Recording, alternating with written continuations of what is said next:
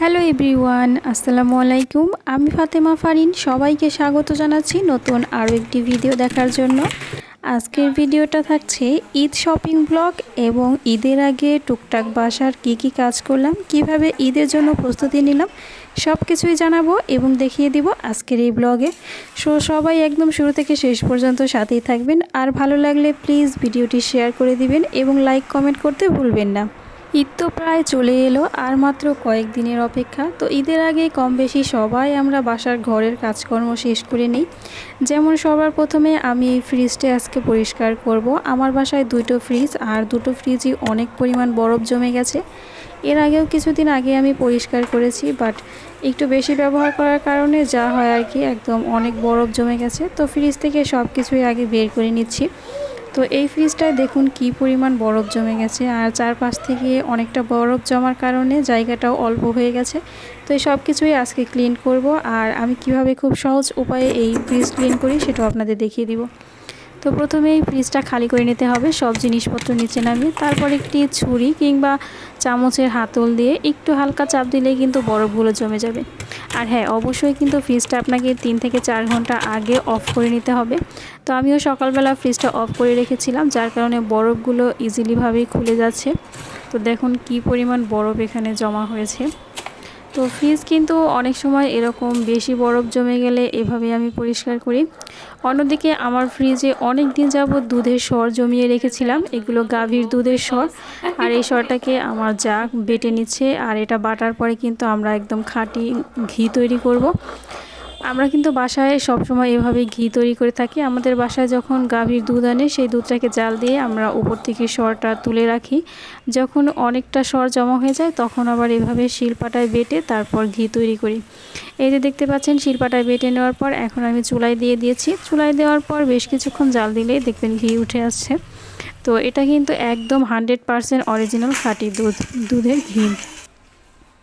তো ফ্রিজে অনেক দিন যাবতই মটরশুঁটি জমা হয়ে আছে। তো ফ্রিজ ক্লিন করার পর ভাবছিলাম সেগুলো দিয়ে কী করব। তারপর একটা ভিডিও দেখলাম যে কড়াইশুঁটির কচুরি বানাচ্ছে, সেটা দেখে আমিও একটু ট্রাই করলাম। তো পুরোপুরি সেরকম হয়নি, তারপরও আমি চেষ্টা করেছি।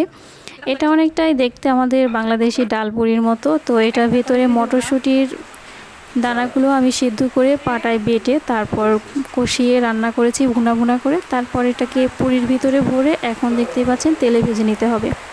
তো প্রথমে ভেবেছিলাম যে কেমন না কেমন হবে, তার জন্য খুব বেশি তৈরি করিনি, অল্প কয়েকটা তৈরি করেছি। বাট খাওয়ার পর মাশাআল্লাহ এত মজার হয়েছিল যে সবাই অনেক পছন্দ করেছে খাবারটা। তো আপনারাও কিন্তু চাইলে এভাবে তৈরি করে নিতে পারেন। তো সেই দিন বিকালের নাস্তায় আমার ছিল ডালপুরি, ডালপুরি না, কড়াইশুঁটির পুরি, যেটাকে মটরশুঁটির পুরিও বলা যেতে পারে। আর সেই সাথে আমি কয়েকটা সিঙ্গারা আর নতুন এক শেপের একটু নাস্তা তৈরি করেছিলাম। তো এটা কিন্তু বাচ্চারা খেতে অনেক বেশি পছন্দ করেছে। তো সাথে টমেটো সস ছিল, যার কারণে খেতে আরও বেশি ভালো লেগেছে। তো এগুলোকেও আমি তেলে ভেজে নিচ্ছি। ডুবো তেলে ভেজে নিতে পারলে ভালো হয়, তবে অল্প পরিমাণে দিলেও চলবে। তো এগুলোকে একসাথে ভেজে নিয়ে আমরা সবাই মিলে সেদিন বিকালের নাস্তা করি। তো আপনারা কে কীভাবে ঈদের প্রস্তুতি নিচ্ছেন কমেন্ট করে জানাবেন, আর ভিডিও দিলে অবশ্যই আমাকে শেয়ার করবেন, আমি অবশ্যই ভিডিও দেখে আসব। সেই সাথে আমার পেজটি ঘুরে আসারও আমন্ত্রণ জানাচ্ছি সবাইকে। তো এই যে আজকের আমার কড়াইশুঁটির কচুরি আর সিঙ্গারা একদম রেডি। ঈদ মানেই তো আনন্দ, আর ঈদ মানেই খুশি, আর সেই খুশিতে সবাই কিন্তু আমরা কম বেশি টুকটাক একটু আধটু শপিং করে থাকি। তো এবার ঈদে যেহেতু খুব একটা বাজেট নেই, তারপরেও আমি খুব অল্প বাজেটের মধ্যে ছোট্ট একটি ড্রেস নিয়েছি, একটি 3 পিস নিয়েছি। তো সেরকম দেখানোর কিছু নেই, তবুও আমি ঝটপট ড্রেসটা দেখিয়ে দিয়েছি। যদি আপনাদের কারো ভালো লেগে থাকে অবশ্যই কমেন্ট করবেন। তো এটা ছিল একটি 3 পিস, আর এই 3 পিসটা পুরোটাই সাদার মধ্যে ছিল। আমার সাদা ড্রেসটা অনেক বেশি ভালো লাগে, তাই এই কালারের ড্রেস আমি নিয়েছি। তো এই ড্রেসের গলাটাই আমার সবথেকে বেশি ভালো লেগেছে। গলার সামনের যে কাজটা, এটা একটু ডিজাইন করা, আর আমি টেলারকে দিয়ে এই ডিজাইন করে এই ড্রেসটা তৈরি করেছি।